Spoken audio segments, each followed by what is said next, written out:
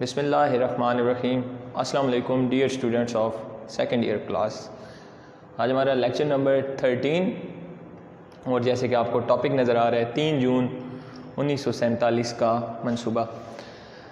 3 جون 1947 کا منصوبہ وہ منصوبہ تھا جس کے بعد ہم کہتے ہیں کہ پاکستان جو ہے وہ قائم ہوا۔ اب اس کی جو تفصیلات ہیں اور اس کا جو پس منظر ہے اس کی طرف بڑھیں گے۔ پہلے ہم دیکھتے ہیں کہ اس کا پس منظر کیا تھا۔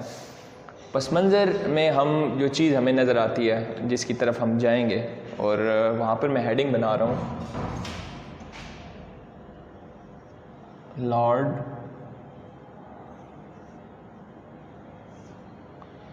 ماؤنٹ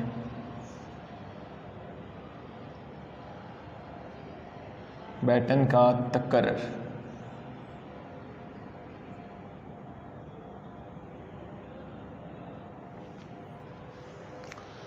لارڈ ماؤنٹ بیٹن کا تقرر جو ہوا، اور اس سے پہلے اس کا تمام وہ پس منظر ہے 3 جون 1947 کے منصوبے کے حوالے سے۔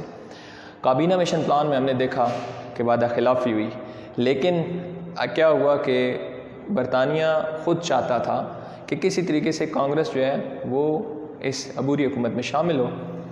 قائد اعظم نے دوبارہ مشاورت کی، کیونکہ ان کے ساتھ مشاورت کی گئی، وائسرائے ہند نے ان سے ریکویسٹ کی کہ آپ اس میں شامل ہوں۔ قائد اعظم نے بھی حالات کو بھانپتے ہوئے کہ 1937 سے 39 تک کی جو کانگریسی وزارتیں تھیں انہوں نے کیا کیا ظلم ڈھائے مسلمانوں پر، اور وہاں پر بالکل واضح ہو گیا تھا کہ مسلمانوں کو ہر صورت میں یہ دبانے کی کوشش کریں گے۔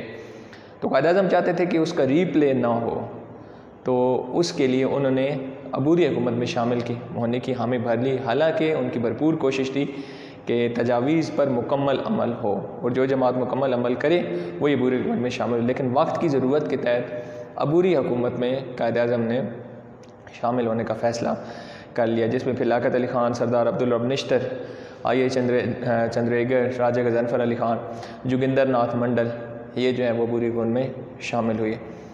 اس میں ایک کا تعلق جو ہے وہ اچھوت برادری جن کو ہندوؤں میں کہا جاتا ہے ان سے تھا۔ دوسری طرف کانگریس نے اس چیز کو کرنے کے لیے کہ مسلمانوں کی بھی وہ جماعت ہے، ابوالکلام آزاد کو انہوں نے عبوری حکومت میں شامل کیا ارکان کی صورت میں۔ اب کیا ہوا آگے؟ قائد اعظم نے کیا کیا؟ قائد اعظم نے ظاہری بات ہے ان کی ایک ذہن میں تھا، یہ چیز تھی کہ سیاسی طور پر اس کا حل یوں نہیں ہے جو برطانیہ نے مسلم لیگ کے ساتھ کیا وعدہ خلافی میں، تو انہوں نے عبوری حکومت میں شامل ہونے کا تو اعلان کر دیا، لیکن آئین ساز اسمبلی کے جو اجلاس ہوتے تھے اس میں ان کے وہ بائیکاٹ کرتے رہے۔ اب جب بائیکاٹ ہوتا رہا تو سیاسی طور پر آئین سازی جو ہے وہ نہیں ہو رہی تھی، کیونکہ وہ آتی نہیں تھی مسلم لیگ والے اجلاس میں۔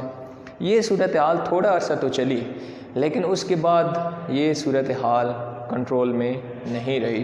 جب آئین سازی اور ویول پلان یعنی کہ لارڈ ویول اس میں ناکام ہو گیا، تو اس کے بعد دیکھتے ہیں کہ برطانوی وزیر اعظم جو ہے وہ ان کو واپس بلا لیتے ہیں، اور آ جاتا ہے لارڈ ماؤنٹ بیٹن۔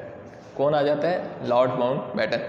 اب اس میں کیا ہوتا ہے کہ جو وزیر اعظم برطانیہ تھے وہ اعلان کر دیتے ہیں 20 فروری کو کہ جون 1948 تک جو ہے ہم بر صغیر کو آزاد کر دیں گے۔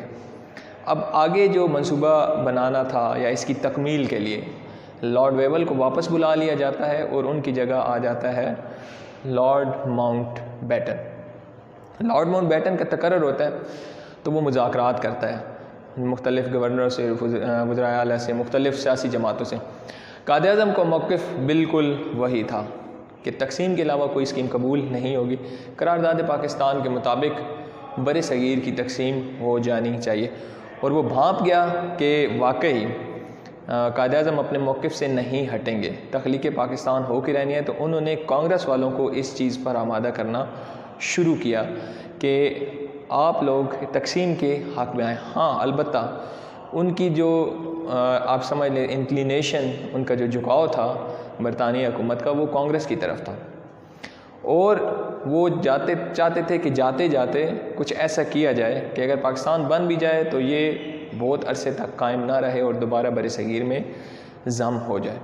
اسی چیز پر انہوں نے کانگریسی لیڈروں کو آمادہ بھی کیا، اور ایک سازش جو ہے وہ رچانا شروع کی گئی کہ اگر کوئی تقسیم ہو بھی جاتی ہے تو ایسا کٹا پٹا پاکستان جو ہے وہ بنایا جائے گا جو کچھ عرصے بعد ہی اپنا وجود قائم نہ رکھنے کی وجہ سے دوبارہ بر صغیر میں انہی کے تسلط میں آ جائے۔ یہ کام ہوا اور بالآخر اس نے 3 جون 1947 کا منصوبہ پیش کیا۔ اب وہ 3 جون 1947 کا منصوبہ کیا تھا؟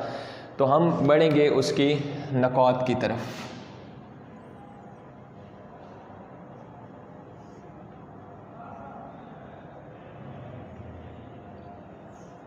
3 جون 1947 کے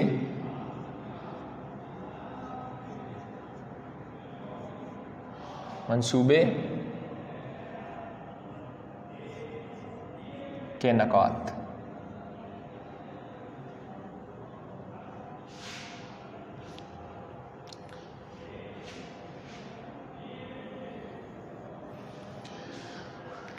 ان کے نکات کی طرف بڑھتے ہیں اور ساتھ میں یہ آپ کو میں سمجھاتا جاؤں گا۔ آپ کو پتہ ہے بر صغیر کی تقسیم ہونی تھی۔ اب اس میں سب سے پہلے جو ہم چیزیں لکھیں گے وہ ہے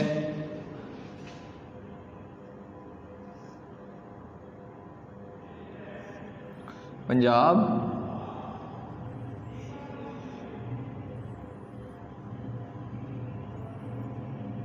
اور بنگال کی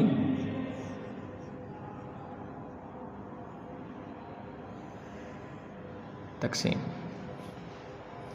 یعنی کہ پنجاب کی بھی تقسیم کرنی تھی اور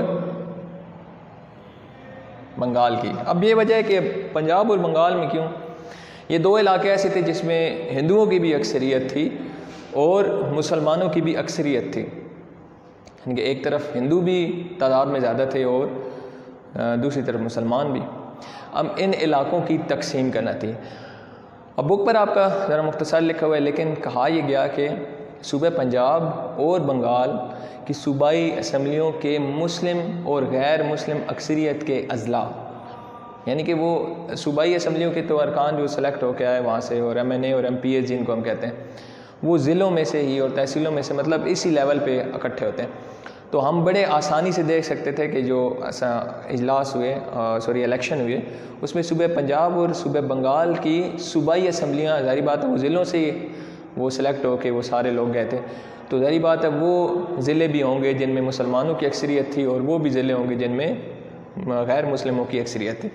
تو کہا گیا کہ صوبہ پنجاب اور بنگال کے مسلم اور غیر مسلم اکثریتی اضلاع کے نمائندے، ٹھیک ہے، یہاں تک بات سمجھ آ گئی ہے کہ ان ضلعوں سے جن میں مسلمانوں کی اکثریت تھی، جن میں غیر مسلم، ان کے جو نمائندے وہاں سے سلیکٹ ہوئے، وہ کثرت رائے سے اس بات کا فیصلہ کریں گے کہ آیا وہ تقسیم چاہتے ہیں یا نہیں۔ اب 2 گروپ بن گئے، مسلمان ضلعوں کے گروپ اور غیر مسلم اضلاع کے گروپ۔ اب ان 2 گروپوں میں سے کوئی ایک گروپ بھی اگر یہ کہے گا کہ تقسیم ہونا ہے تو پھر تقسیم کی جائے گی، ٹھیک ہے۔ اور جیسے ہم کہتے ہیں اگر وہ نہ بھی کہتے تو مسلمانوں نے تو کہنا ہی تھا، جو مسلم اکثریتی اضلاع تھے، کہ تقسیم ہونی چاہیے۔ تو اگر وہ کہتے ہیں تو ان میں سے کوئی ایک گروپ بھی تقسیم کا کہتا ہے تو پھر تقسیم کی جائے گی، اور اس کے لیے ایک حد بندی کمیشن قائم کیا جائے گا جو سرحدوں کا تعین کرے گا۔ یعنی کہ ایک چیز جو پہلے ایک شکل میں تھی اس میں سے اب جتنا اس کے 2 ٹکڑے کر دیے جائیں گے کسی صورت میں، لیکن وہ کیا ہوگا کہ گروپوں میں سے اگر کوئی ایک گروپ بھی کہتا ہے تقسیم ہو، یہ بات کہی گئی، ٹھیک ہے، کہ پنجاب اور بنگال میں سے جو غیر مسلم اور مسلم اضلاع کے نمائندے جو ہیں ان کے 2 گروپ بن جائیں گے، ان میں سے کوئی ایک گروپ بھی کہے گا تقسیم ہونی چاہیے تو پھر تقسیم کی جائے گی، اس کے لیے ایک حد بندی کمیشن قائم کیا جائے گا جو نئی سرحدوں کا تعین کرے گا، ٹھیک ہے، نئی سرحدیں، مطلب اگر فرض کریں کچھ ایسے ہے تو نئی سرحد یوں بن گئی تو 2 علاقے جو ہیں پھر وہ ایک یوں اور ایک الگ بن جائے گا، اور ایسا ہوا، یہ بعد میں آپ کو اس کے حوالے سے بتا دوں۔ پنجاب کے بعد بات آتی ہے ہمارے پاس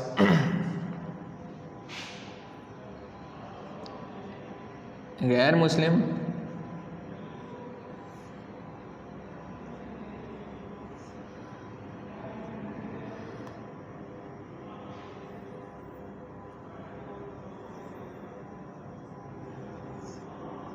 اکثریت علاقے،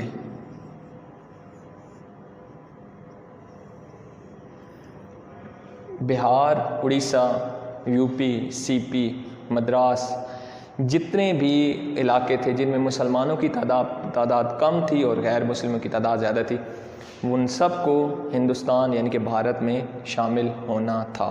یہ بالکل ایک واضح بات ہے، ٹھیک ہے۔ یعنی کہ آج کا جو بھارت ہے وہ جتنے بھی علاقے ہیں وہاں پر مسلمانوں کی تعداد کم تھی، ہندوؤں کی تعداد زیادہ تھی، تو غیر مسلم اکثریتی تمام علاقے جو ہیں، جو پہلے سے وہ علاقے ایسے ہی شکل میں تھے، پنجاب اور بنگال کی اب بات الگ کر لیں، کیونکہ یہ ایسے دو علاقے تھے جن میں مسلمان بھی تھے اور ہندو بھی تھے، لیکن بہت سے ایسے علاقے جس میں بہت زیادہ تعداد ہندوؤں کی تھی اور کم تعداد مسلمانوں کی تھی، یہ سارے علاقے بھارت میں شامل کرنے کا کہا گیا۔ اس کے بعد ہے سندھ۔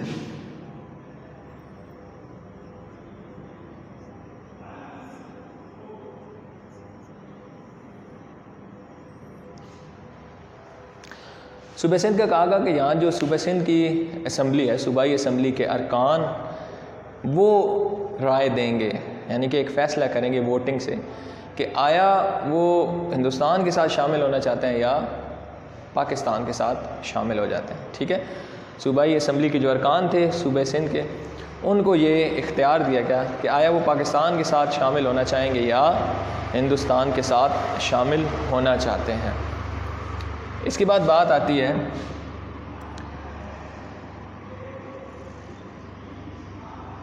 خیبر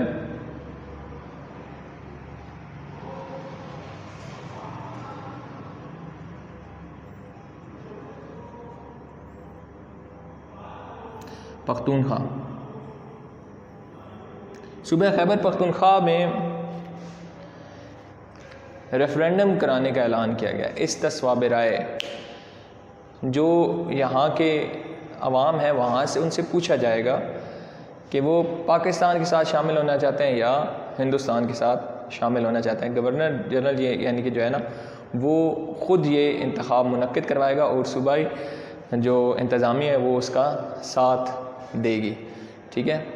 جو گورنر ہے وہ اس انتخاب جو ہے وہ منعقد کرائے گا استصواب رائے، اور اس میں صوبائی انتظامیہ جو ہے وہ اس کا ساتھ دے گی۔ عوام سے پوچھا جانا تھا آیا بھارت کے ساتھ شامل ہونا چاہتے ہیں یا پاکستان کے ساتھ شامل ہونا چاہتے ہیں۔ خیبر پختونخوا کے بعد ہمارے پاس آ جاتا ہے بلوچستان۔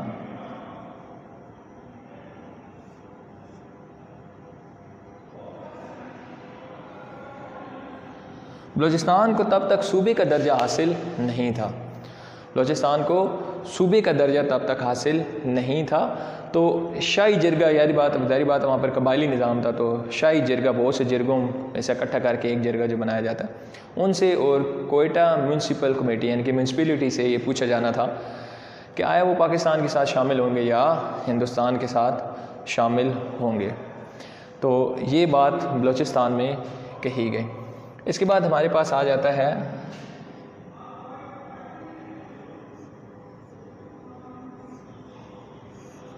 ضلع سہلٹ۔ اب یہ آسام کا ضلع سہلٹ یہ مسلم آبادی کا ضلع تھا، اس میں بھی ریفرینڈم کرانے کا اعلان کیا گیا، لیکن ریفرینڈم جو ہے کب کرانا تھا؟ جب بنگال کا جو ہے وہ ریفرینڈم ہو چکا ہوگا، ٹھیک ہے، یعنی کہ صوبہ بنگال کا کوئی فیصلہ ہو جائے گا تو اس کے بعد جو ہے وہ ریفرینڈم کرایا جائے گا ضلع سیلٹ کا۔ اس کے بعد ہمارے پاس یعنی کہ یہ تمام چیزیں تھیں، اور دیسی ریاستیں آخر پہ۔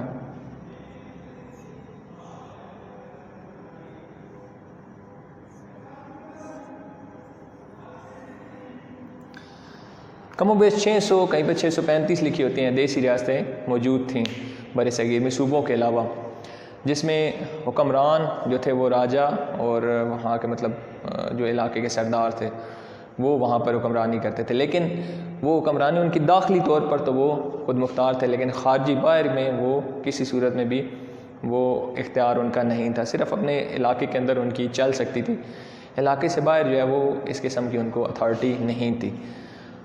ان سے کہا گیا کہ وہ جس ملک کے ساتھ چاہیں وہ الحاق کر لیں، وہ جس ملک کے ساتھ چاہیں الحاق کر لیں۔ تو یہ ہمارے یہاں پر جو 3 جون 1947 کے منصوبے کے نکات ہیں وہ تو یہاں پر ختم ہو جاتے ہیں۔ ان کو میں بتاتا ہوں، اور اس کے بعد پھر اس کے جو اس کے ان پر عمل جو ہوا 3 جون 1947 سے وہ اس کے بعد میں بتاتا ہوں. ٹھیک ہے. پنجاب اور بنگال کے حوالے سے کہا گیا کہ مسلم اور غیر مسلم جو اکثریتی اعضاء کے نمائندے ہیں وہ اس بات کا فیصلہ کریں گے کہ وہ یعنی کہ کس کے ساتھ ہونا چاہتے ہیں، چاہے وہ تقسیم چاہتے ہیں اپنے علاقوں کے نہیں چاہتے، کیونکہ یہ پورے کے پورے علاقے تھے. تو وہاں پر ہمیں پتہ چلا کہ واقعی وہاں پر وہ تقسیم کی بات جو ہے حد بندی کمیشن جو ہے وہ بیچ میں شامل جو ہے وہ بنایا جائے گا اگر وہ تقسیم کے حوالے سے بات کرتے ہیں. غیر مسلم اکثریتی علاقے جو تھے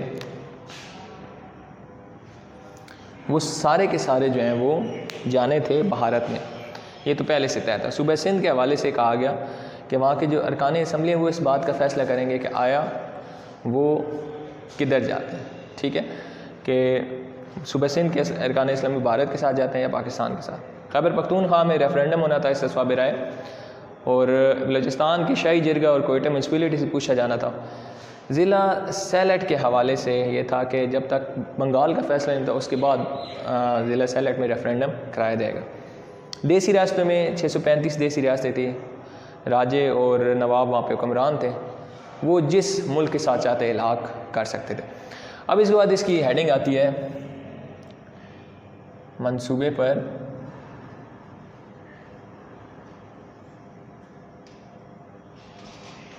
عمل.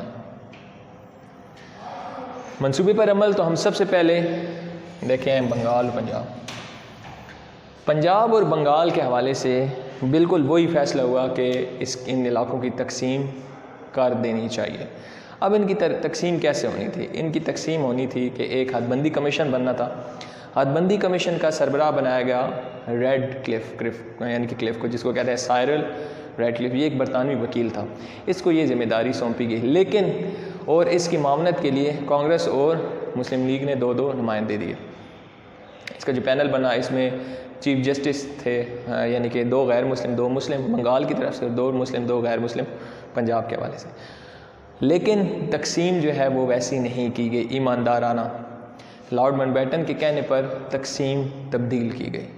پنجاب اور بنگال تقسیم تو ہو گئے، یعنی کہ مغربی پاکستان بن گیا، مغربی پنجاب پاکستان بن گیا، اور مشرقی پاکستان جو ہے وہ پاکستان بنا. البتہ تقسیم میں خرابی کی گئی اور بہت سے جو مسلمانوں کی اکثریتی اضلاع تھے ان کے حصے یا پورے کے پورے وہ بھارت کی طرف چلے گئے، جس کی وجہ سے ہم دیکھتے ہیں کہ کشمیر کا تنازع بنا. فیروز پور اور اس کی جو تحصیلیں تھیں، پٹھان کوٹ ہو گئی، بٹالہ اور اس قسم کی باغی زیرہ، یہ دینے کی وجہ سے پٹھان کوٹ سے کشمیر کا راستہ بن گیا اور پانی کا تنازع بھی بن گیا. جو ہیڈ ورکس ہیں وہ ان کے پاس آ گئے، جس کی وجہ سے آنے والے 1 سال کے بعد ہی بھارت اور پاکستان میں جو ہے وہ پانی کا تنازع جنم لیا، جو سنتاس معاہدے کے بعد اختتام پذیر ہوا. اس کے بعد ہمارے پاس آتا ہے غیر مسلم اکثریتی علاقے. یہ تو میں آپ کو پہلے بتا چکا ہوں، یہ سارے کے سارے بھارت کی طرف چلے گئے. صوبہ سندھ کی اسمبلی نے پاکستان میں شریک ہونے کا فیصلہ کیا اور انہوں نے اپنی جو ہے فیورز وہ پاکستان کی صوبہ سندھ جو ہے وہ پاکستان بننا تھا. خیبر پختونخوا، اس میں ریفرینڈم ہوا اور عوام نے پاکستان کے ساتھ شامل ہونے میں رضامندی ظاہر کی. بلوچستان کی میونسپلٹی اور شاہی جرگے نے پاکستان کے ساتھ الحاق کرنے کا فیصلہ کیا. ضلع سیلٹ میں جو ریفرینڈم ہوا، ضلع سیلٹ جو ہے وہ پھر مشرقی پاکستان کا حصہ بنا. دیسی ریاستوں میں ہم دیکھتے ہیں کہ بہت سی ریاستوں نے تو الحاق کر لی، لیکن بڑی ریاستیں کشمیر، حیدرآباد دکن، جوناگڑھ، منگرول، نابا اور اس قسم کی جو ریاستیں تھیں ان کے ساتھ مسئلہ ہوا، اور اس کے یہ پاکستان کے ساتھ شامل ہونے کے باوجود بھارت نے ان کے اوپر فوج کشی جو ہے کر کے قبضہ کر لیا. کشمیر کا تو مسئلہ آج تک جو ہے وہ چل رہا ہے، اور اس کی وجہ سے ان دونوں ملکوں میں بے تحاشا مسائل ہیں اور جنگیں بھی لڑی جا چکی ہیں. باقی جو جوناگڑھ اور حیدرآباد دکن، کیونکہ ان کا حیدرآباد دکن خاص طور پر جنوبی پاکستان کہا جاتا تھا اس علاقے کو، لیکن اس کے اوپر بھی فوج کشی جو ہے وہ کی گئی اور بھارت نے اس کے اوپر قبضہ کر لیا. اس کی طرح بے شمار ریاستیں تھیں جس کے اوپر انہوں نے قبضہ کیا. یہاں پر ہمارا یہ ٹاپک جو ہے وہ اختتام پذیر ہوتا ہے، اور یہاں پر آپ دیکھیں کہ ہمارے پاس اس چیپٹر کا بھی جو ہے وہ اختتام ہو جاتا ہے۔ اس کے بعد وہ ہم دیکھتے ہیں جو 18 جولائی کا آرڈر آتا ہے 1947 کا، یہ 3 جون کے منصوبے تو اگلے سال جا کر پورا ہونا تھا، 1 سال بعد، لیکن اس کو اجلت میں فیصلہ کیا گیا 18 جولائی کو جو آرڈر کیا گیا کہ 15 اگست تک 2 آزاد مملکتیں بنائی جائیں گی۔ اجلت کا فیصلہ اسی لیے کیا گیا کہ کٹا پٹا پاکستان بنے، ہر صورتحال جو ہے پاکستان کے حق میں نہ ہو، جس کی وجہ سے یہ پاکستان جو نئی ریاست ہوگی جلد از جلد دوبارہ سے ہندوستان کا حصہ بن جائے۔ لیکن اللہ کے فضل و کرم سے ایسا نہ ہوا، سازشیں ناکام ہوئیں اور آج تک ہمارا یہ ملک قائم و دائم ہے۔ بہت شکریہ۔